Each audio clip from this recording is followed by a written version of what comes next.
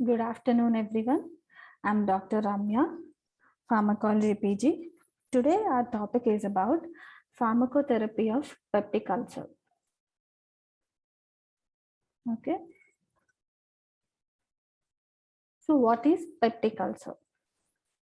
So, when there is loss of normal gastric mucosa or duodenal mucosa in the intestine or the stomach, when does this arise? When the normal mucosal defense mechanisms like mucus or mucus blood flow or formation of hydrocarbon or prostaglandins, they are impaired. When are these impaired and how are they impaired? All this we'll learn. Okay. So peptic ulcer, it includes duodenal ulcer and gastric ulcer. Okay. So what are the damaging factors of gastric mucosa and duodenal mucosa? So increased acid secretion in the stomach or increased secretion of pepsin or NSAIDs induced gastric ulcers or duodenal ulcers or H. pylori, that is Helicobacter pylori, it is a bacteria, and infections caused due to this bacteria leads to peptic ulcers. So about 5% of duodenal ulcers are most common, and 80 to 90% of the patients with peptic ulcers, what they do they complain of hunger-like pain. So whenever they take food, this pain relieves, or this pain relieves when they take antacids. What are antacids? We'll learn about them in the coming slides. Okay. So occult-like blood also is one of the sign in their feces. Okay. When you take a barium X-ray meal, it shows ulcer crater. I'll show you what an ulcer crater is. Okay. So first we'll learn about physiology of acid secretion. Okay. As I've told you, the damaging factors are acid secretion, pepsin, NSAIDs, and H. pylori. So mucus or mucus blood flow, formation of hydrocarbon, prostaglandins, all these are impaired, I've told you. So how are they impaired? Because of acid secretion and all these. So we'll learn how all these processes are done.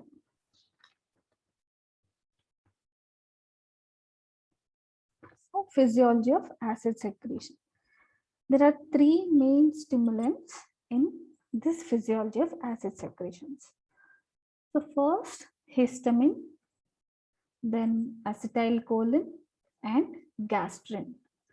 So this histamine, it is secreted from this enterochromaffin cells, ECL cells.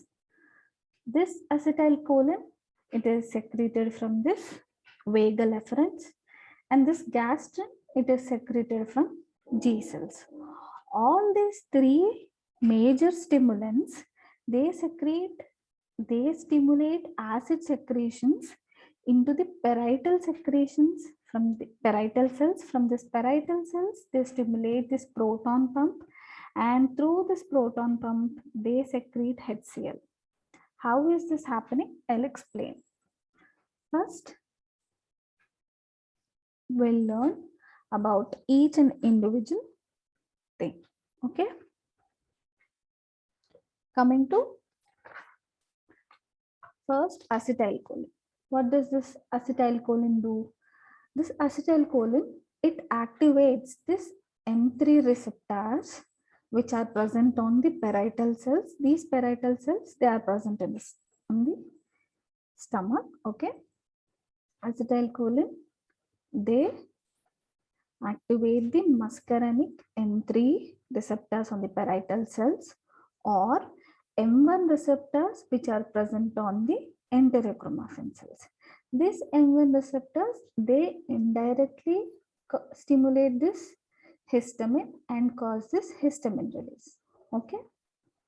Then this acetylcholine, by activating this M3 receptors, it increases the cytosolic, that is cytosolic means inside the cell, inside the parietal cell, it increases the calcium. Up till here, remember up till here. Then we'll learn about what histamine will do. This histamine, it binds to H2 receptors. Okay. Then through this G protein coupled receptors, it will activate this adenylate cyclase, and it causes increased intracellular cyclic AMP. Okay. This cyclic AMP, this activates this protein kinase. Okay. You remember till here. This histamine, it causes increased cyclic AMP.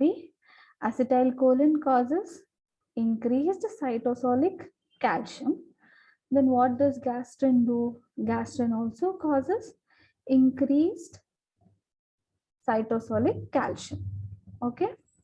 All these three mechanisms are taking place inside the parietal cells.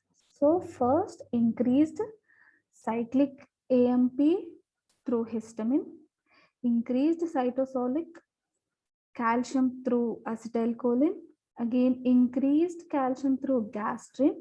All these three, they activate this protein kinase. This protein kinase activates this H plus, K plus, and ATPase. This is also called as proton pump. H plus, K plus, and ATPase, because ATP is also involved. It is called as proton pump. Okay. Now, how it secretes HCl, we'll see that.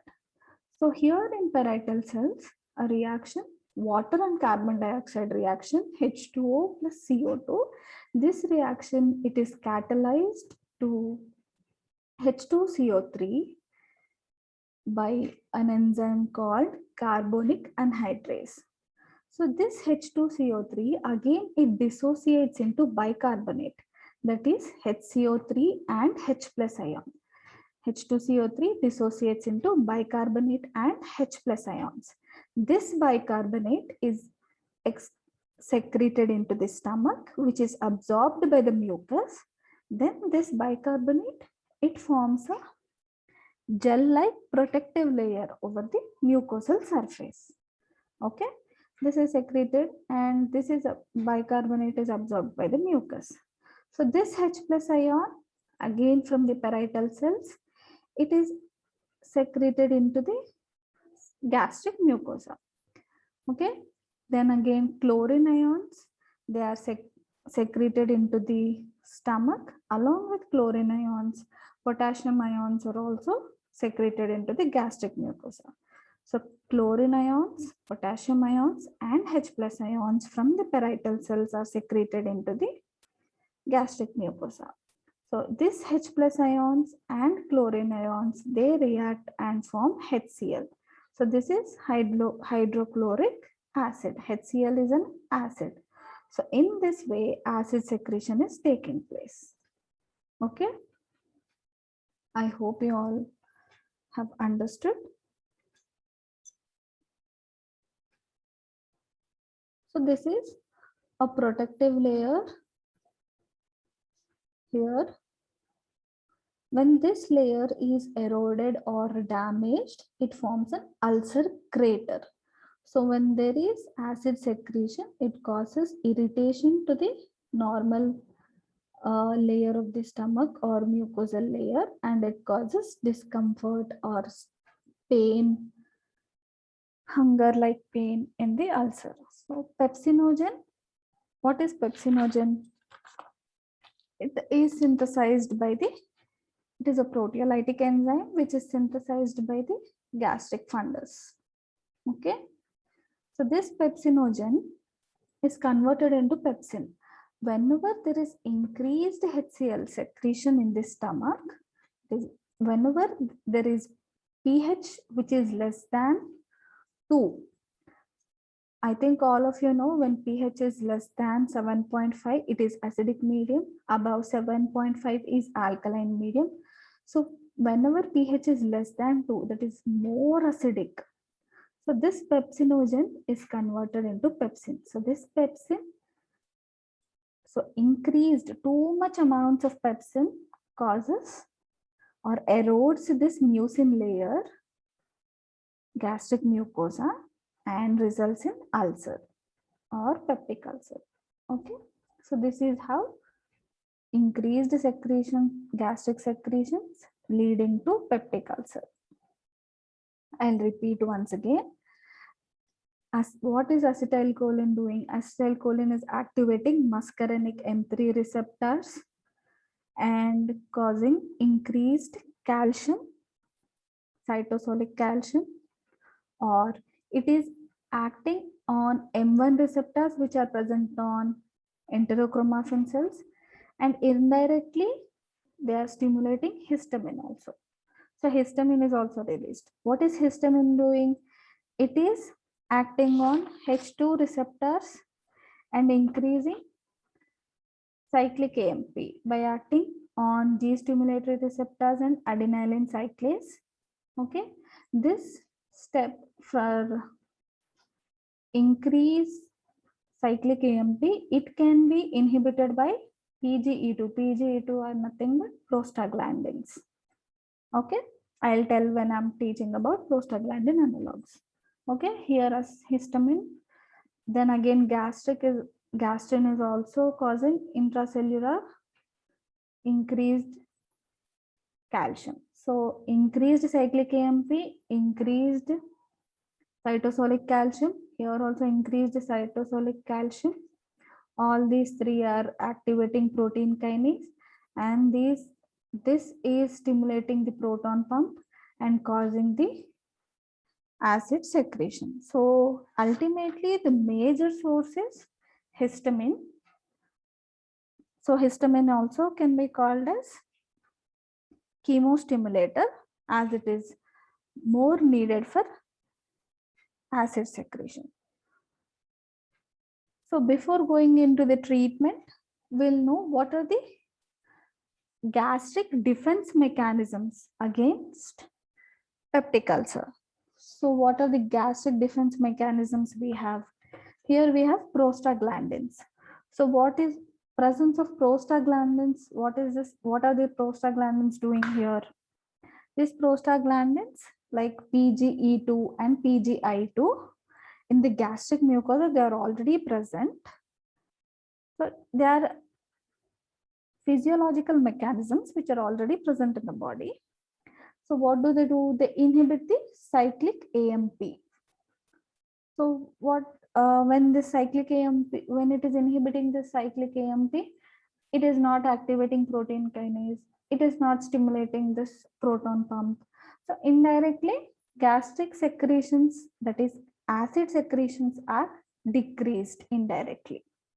So this is one of the defense mechanism. So presence of prostaglandins is one of the defense mechanism. The other defense mechanism is presence of mucin layers in the gastric epithelial cells. We have gastric epithelial cells.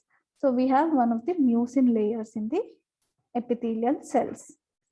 The other mechanism is that secretion of hydrocarbon. What this bicarbonate.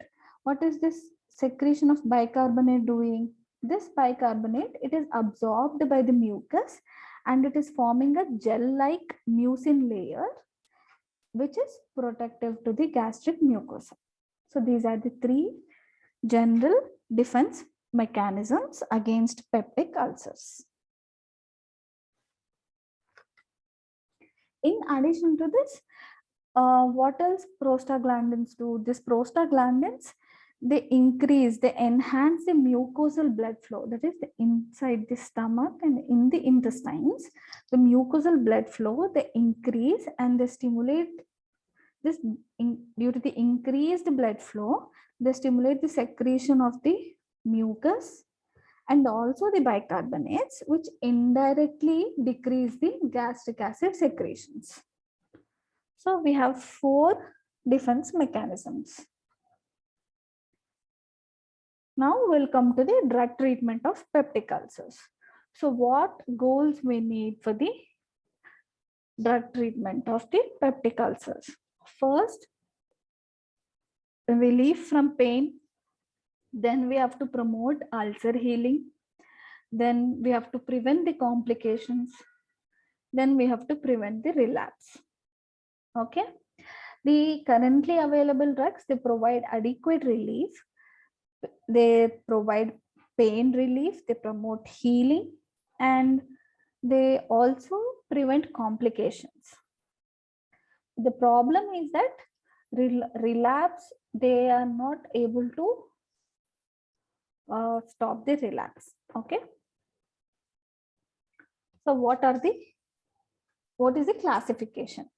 Coming to the classification, first we have drugs which neutralize the gastric acids, that are nothing but antacids. In antacids, we have systemic antacids and non-systemic antacids. In systemic antacids, we have sodium bicarbonate. In non-systemic antacids, we have buffer type and non-buffer type, and miscellaneous also. What they are, we'll come to know in the coming slides. Coming to drugs which reduce gastric acid secretions. In this, we have H2 receptor antagonist. H2 is nothing but histamine. So histamine receptor antagonist like cimetidine, ranitidine, famotidine, roxetidine. I think you might be hearing these drugs. Okay. The other most important are proton pump inhibitors. I have told what is proton pump. So if we inhibit that proton pump, we can decrease the acid secretions. So proton pump inhibitors like omeprazole, lansoprazole, dexlansoprazole, pantoprazole, rabeprazole. These are most commonly used drugs. You all might be hearing about these drugs. Then we have anticholinergics, as I've told, acetylcholine. What it does, I've explained. So anticholinergics also to decrease the cytosolic calcium. Okay. Then we have prostaglandin analogs. Here I have explained prostaglandin, it inhibits the cyclic AMP. So prostaglandin analogs, similar to prostaglandin, we'll use actions which are similar to prostaglandin. So prostaglandin analogs like misoprostol, enprostil, rioprostil. Other drugs like mucosal protective drugs, which protect the gastric mucosa, like sucralfate, colloidal bismuth subcitrate, ranitidine bismuth citrate. Okay. Then we have ulcer healing drugs like carbenoxolone. Then last and final, like anti-helicobacter pylori drugs. As I've told, this is a bacteria which is causing peptic ulcer. So drugs which kill this bacteria are used here. Nothing but antibacterial drugs, antibiotics, along with proton pump inhibitors, that are combination drugs we'll use to eradicate these drugs. Okay. First, we'll learn about antacids. Antacids means which are opposite to acids. Okay. So these are nothing but they are weak bases. They react with hydrochloric acid, HCl. They form salt and water. What are the mechanisms? That is mechanism of antacid. First, they neutralize the gastric acid in the stomach. Then they decrease the acid load. They decrease the activity of pepsin. I have told you, pepsin, it erodes the gastric mucosa, leading to peptic ulcer. So it decreases the activity of pepsin. Then it stimulates the prostaglandin production. So prostaglandin is useful because it decreases the cyclic AMP. So prostaglandin production, it stimulates and forms a protective layer. So what is the principal mechanism of action of antacids is reduction of intragastric acidity. So what do we have in antacids? Non-systemic antacids, buffer type like aluminum hydroxide gel and magnesium trisilicate, magnesium hydroxide, and non-buffer type like calcium carbonate. In systemic, we have sodium bicarbonate. So what is aluminum hydroxide gel? As the name suggests, it is a gel. Okay. So it is a white color gel. It is colloidal suspension. It will be a dried kind of gel. It may be in a powdered form or tablets form also. What it will do when you take this gel, when you swallow it, it reacts with the gastric acid inside the stomach and forms the aluminum chloride. What it will do when the pH is 3.5. 3.5 means it is acidic only. So it slightly increases from acidic medium to alkaline. So from 3.5 to 4, it increases. So it has astringent and demulcent properties, and it forms a coating over the ulcer crater. So protective coating, it forms a protective coating so that when you take any food, it will not cause any discomfort or any burning sensation inside the stomach. So it also absorbs toxins, gases, and other kind of bacteria. Coming to adverse reactions by this drug, the most common adverse reaction is constipation. Okay, rarely caused are hypophosphatemia, encephalopathy, and osteodystrophy. These are very rarely. If you are using this drug in a prolonged basis, this might cause hypophosphatemia. Okay, preparations, aluminum hydroxide gel or tablet forms. This tablet form, it can be chewed. Okay. Coming to magnesium trisilicate. This is also a tasteless powder. It is insoluble in water. You cannot mix it in water, but it is soluble in acid. I mean, it reacts with acid and forms hydrated silicon dioxide. When it reacts with acid, it forms a gelatinous form, gelatinous consistency. And similarly, like the previous aluminum hydroxide only, this also forms a coating over the ulcer crater, which is protective. So inside the intestines, what it will do, it reacts with the bicarbonate and forms magnesium carbonate. And this magnesium carbonate, this gets excreted in the feces. Okay, about 7% is absorbed and it gets excreted in the urine. Okay, adverse drug reactions, it causes mild diarrhea. That aluminum hydroxide causes constipation, whereas magnesium trisilicate causes diarrhea. And this might produce mild CNS depression and renal impairment. Dose is 2 to 4 grams. You have to give it every 4 hours. Okay.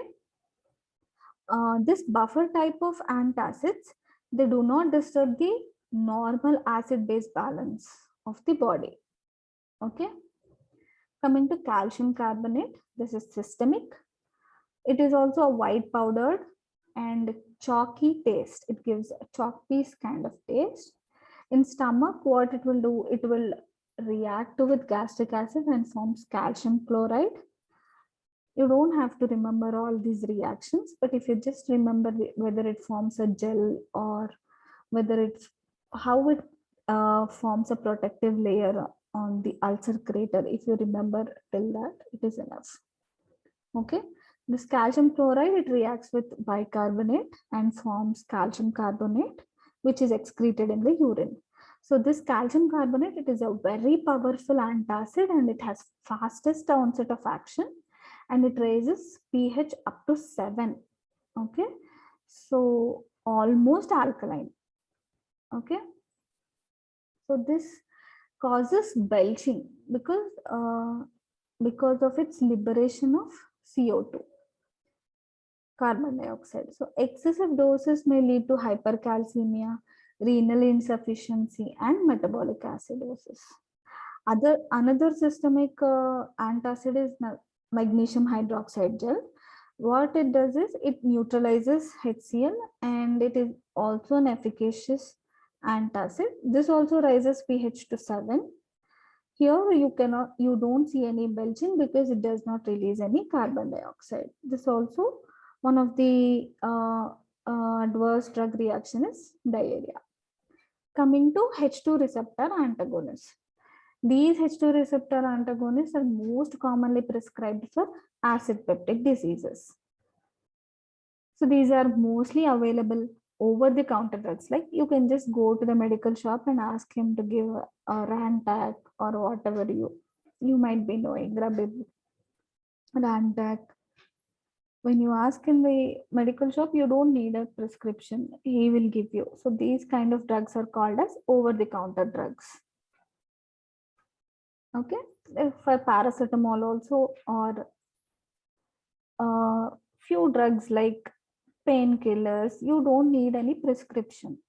When you go to the medical shop and directly you can take the drugs, that kind of drugs are called as over the counter drugs.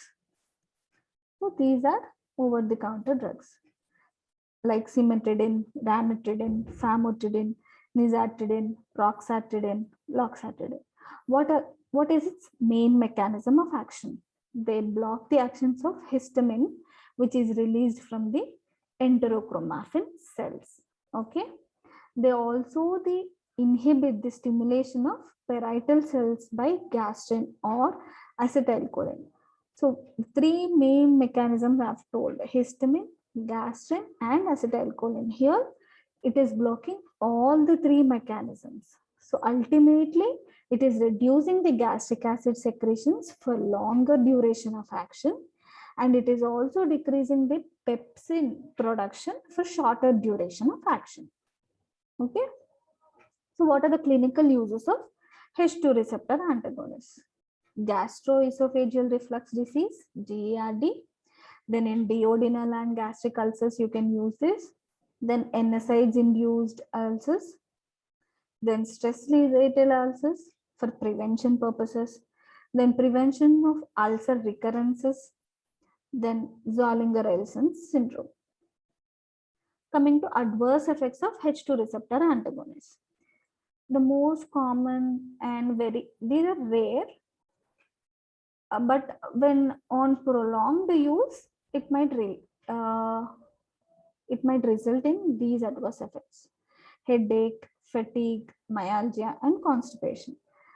These mental status changes may also occur when you give cimetidine through IV. Some endocrinal effects may be seen with cimetidine. They are reported in some areas when cimetidine is given IV, like gynecomastia in males and galactorrhea in females.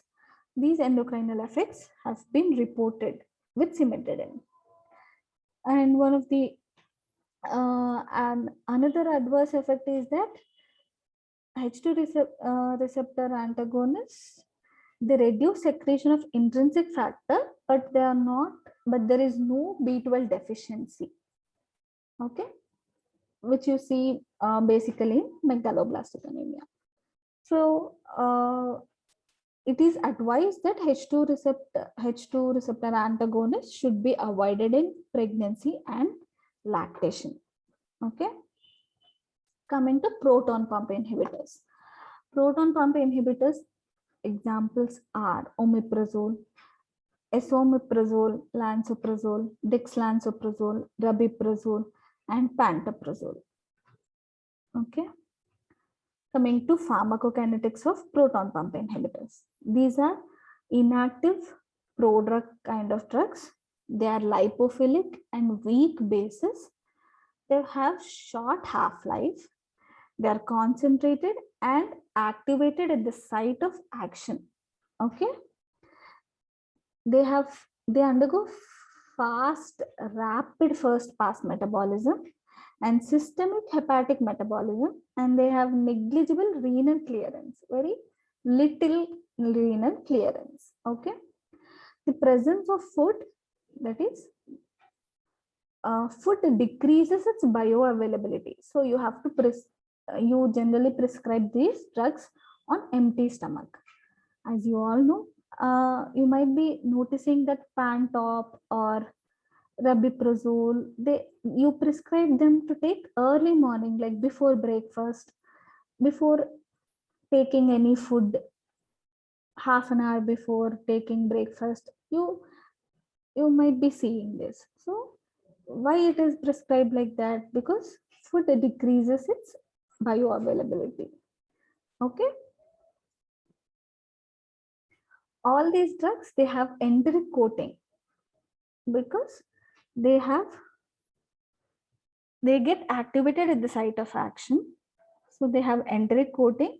So during their passage through these parietal cells, this coating gets dissolved, and this prodrug, as I've told, this is a prodrug kind of, these drugs are prodrug kind.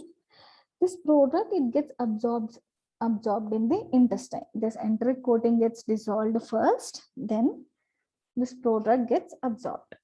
What is its main mechanism of action? It competitively inhibits this hydrogen potassium ATPase enzyme proton pump irreversibly for 3 to 4 days. Then they inhibit gastric mucosal carbonic anhydrase enzyme. I've showed you that H2O and CO2, it gives, I've explained, I'll show you that reaction.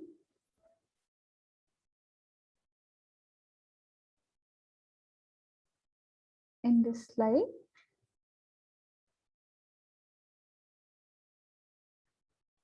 this step H2O plus CO2 to H2O to CO2, this enzyme, carbonic anhydrase enzyme, this step is also inhibited by proton pump inhibitors. Okay.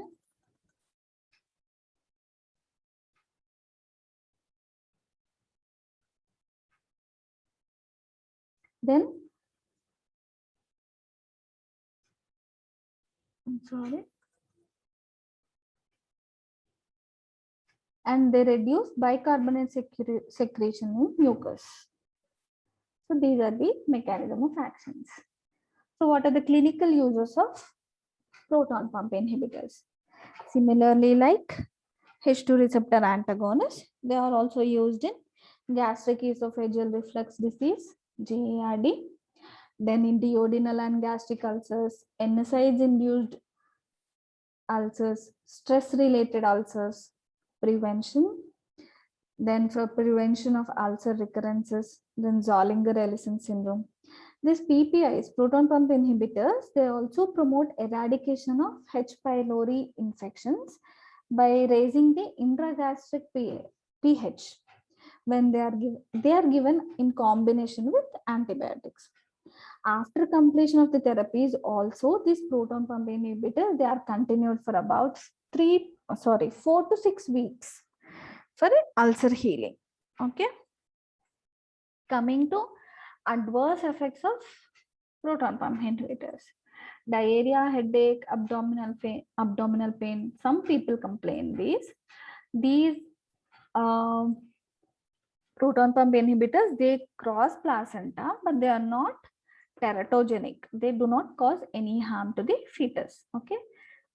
They inhibit the absorption of B12 on prolonged usage, but if you use them for 4 to 6 weeks, it does not cause B12 deficiency.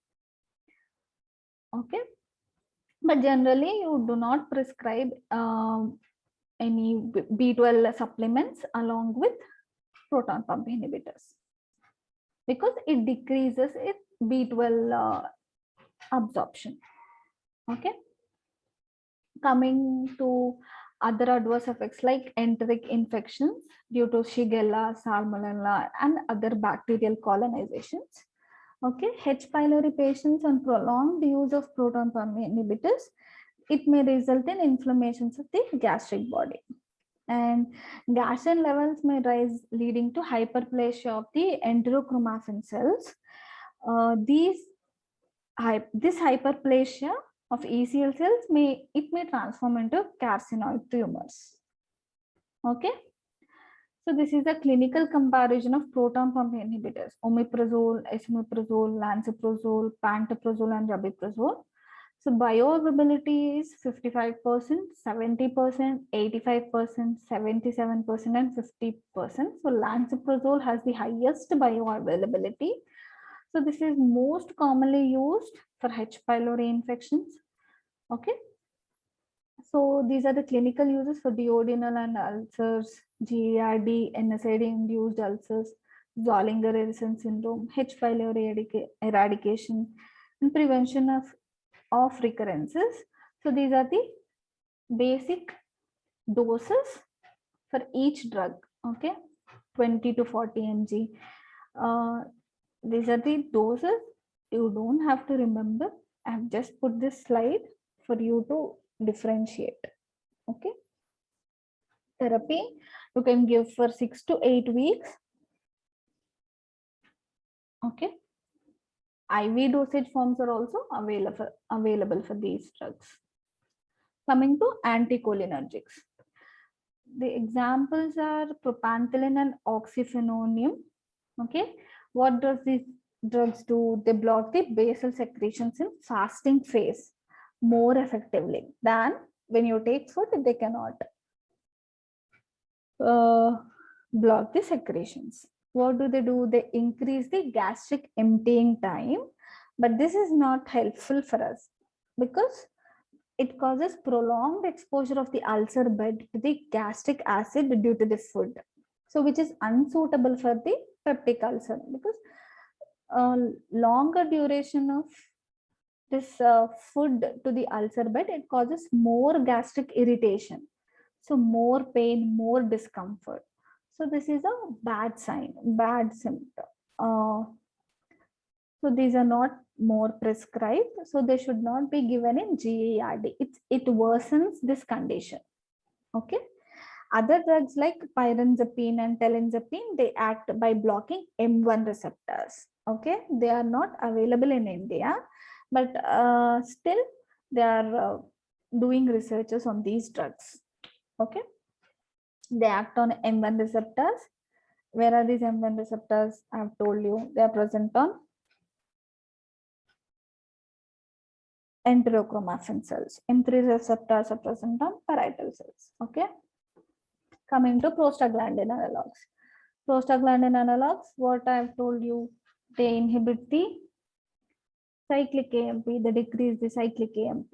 Okay. So they're produced by gastric mucosa. It inhibits acid secretion by inhibiting cyclic AMP in the parietal cells. This prostaglandin PGE2, it also enhances mucosal blood flow. It stimulates secretions of mucus and also bicarbonate. This bicarbonate, it forms a protective layer and it indirectly decreases the acid secretion also. Okay. Example for this prostaglandin analogs are misoprostol. It is generally given 200 micrograms orally 4 times a day. It heals NSAIDs induced peptic ulcers. Other examples like enoprostal and rioprostal also, but these are less preferred drugs because proton pump inhibitors are more effective and better tolerated. Okay, coming to mucosal protective drugs. In this we have sucralfate. Sucralfate, what it does in acidic medium, that is when pH is less than 4, it forms a sticky like gel over the ulcer crater. So it forms an acid resistant physical barrier. So it forms a layer over the gel like layer over the acid, the ulcer crater. What it will do other than this, it stimulates mucosal prostaglandin synthesis and also bicarbonate secretion. It promotes ulcer healing by promoting mucosal repair. It is not effective in treating NSAID-induced ulcers. Coming to dosage of this, 1 gram 4 times daily because it adheres means it attaches, sticks. It sticks to the ulcer crater for about 6 hours. So in a single day, you can give 4 times. This antacid should not be given with sucralfate because as I have told, sucralfate, it polymerizes, means it works or its action is seen only when the acidic medium is less than, that is pH is less than 4.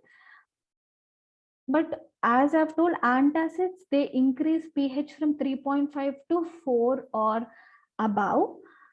So when you give both together, this mechanism of action, that is efficacy of sucralfate, reduces when you give antacids, because sucralfate's action is seen only when pH is less than 4. Okay, polymerization occurs only in acidic media. Other uses of sucralfate are glycerin-like paste for stomatitis, gel for burn dressing and bed sores, preparation with surface local anesthetics. Okay. Coming to colloidal bismuth subcitrate and bismuth subsalicylate. It is also a mucosal protective drug. Okay. These are also mucosal protective drugs. These also in the gastric media, they form acid resistant protective coating over the ulcer crater. They also stimulate prostaglandins, mucus, and bicarbonate secretion. Other than that, they dislodge, that is, they dislodge, remove from one place. They dislodge this Helicobacter pylori from the surface of the gastric mucosa and also have antimicrobial activity. Okay, two functions they have. Coming to dose of these, 120 mg 4 times a day. It also has a healing property, healing of peptic ulcer, if you give them for 4 to 6 weeks. But prolonged usage of bismuth toxicity, it causes osteodystrophy, encephalopathy, and other conditions like blackening of tongue or black stools, melena. Such kind of adverse drug reactions are seen with this colloidal bismuth subcitrate. Coming to anti-Helicobacter pylori drugs. So what are these drugs? Which kill or eradicate Helicobacter pylori, H. pylori. So about 90% of the duodenal ulcers and 60% of gastric ulcers are H. pylori positive. So H. pylori is a risk factor for gastric adenocarcinoma and non-Hodgkin's lymphoma, which affect the stomach. So this H. pylori, what it has an ability, it is a bacterium which has an ability to survive in the gastric media. So whenever there is increased gastric acid in the stomach, this H. pylori, it has the ability to survive in this gastric medium. So in gastric medium, what does it do? It produces urease. This urease, it hydrolyzes into ammonia. Okay. So this secretion of ammonia, it disturbs the normal feedback mechanisms. So this normal feedback mechanisms, I've told you, we have 4 normal feedback mechanisms. What are they? Prostaglandins, then presence of mucin layers, then secretion of bicarbonate, and prostaglandins also they increase blood flow. All these I've told you, normal defense mechanisms. So all these mechanisms are disturbed due to this secretion of ammonia.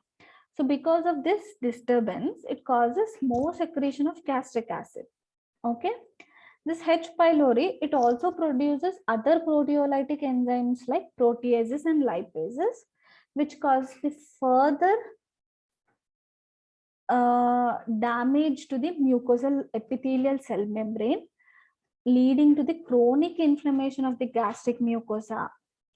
So this chronic inflammation of gastric mucosa leads to the peptic ulcer.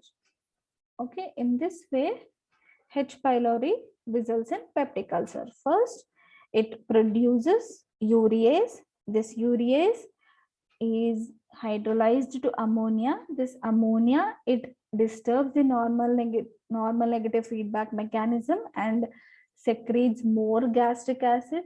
Then other than that, it is also producing other proteolytic enzymes like proteases and lipases. These proteases and lipases, they are causing damage to the epithelial cell membrane, resulting in the inflammation of the gastric mucosa.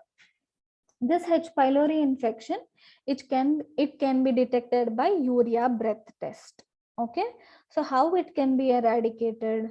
A combination of antibiotics, as it is a bacterium, so it should be given. Antibiotics should be given along with proton pump inhibitors.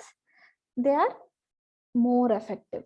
Okay, so combination treatment.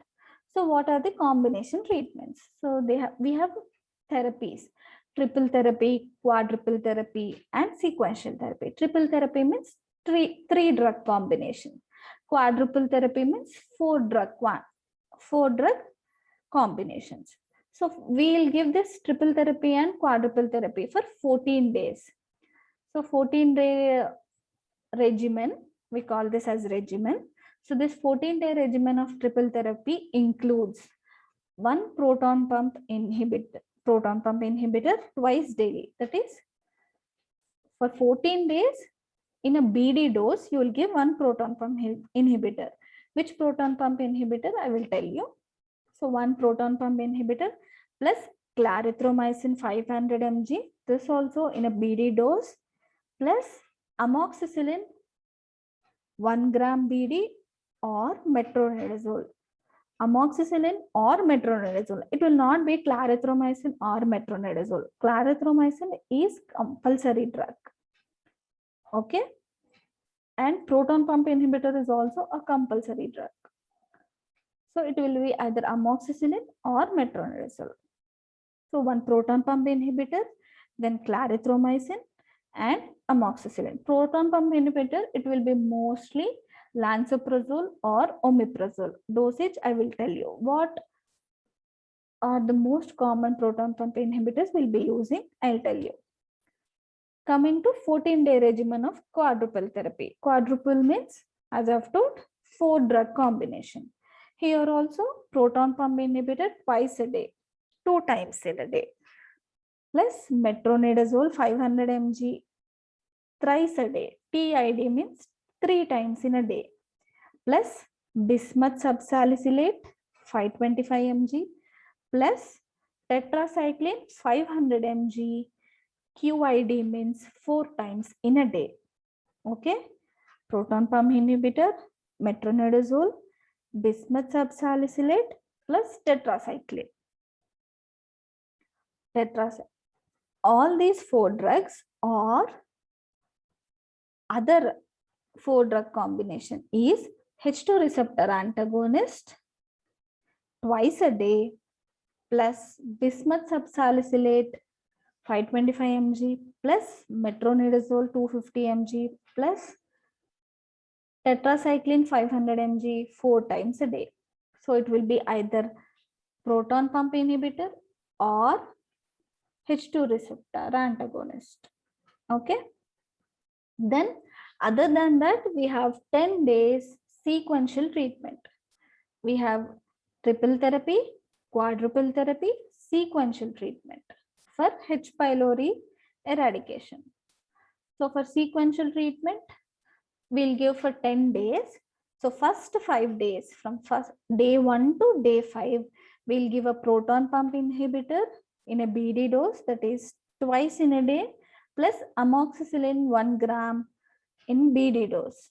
From 6th day to 10th day, we'll give a proton pump inhibitor in BD dose plus clarithromycin 500 mg BD plus tinidazole 500 mg BD. So this is a sequential treatment. Okay. So what are the proton pump inhibitors we'll be using in this quadruple therapy or triple therapy? Omeprazole 20 mg, lansoprazole 30 mg, rabeprazole 20 mg, pantoprazole 40 mg, osimeprazole 40 mg. The most common are, like, we use only omeprazole or lansoprazole. Coming to H2 receptor antagonist, cimetidine, famotidine, ranitidine or nisatidine. These are the dosages which we'll use. Okay, thank you. I hope you all understood. If you have any doubts, you can comment below.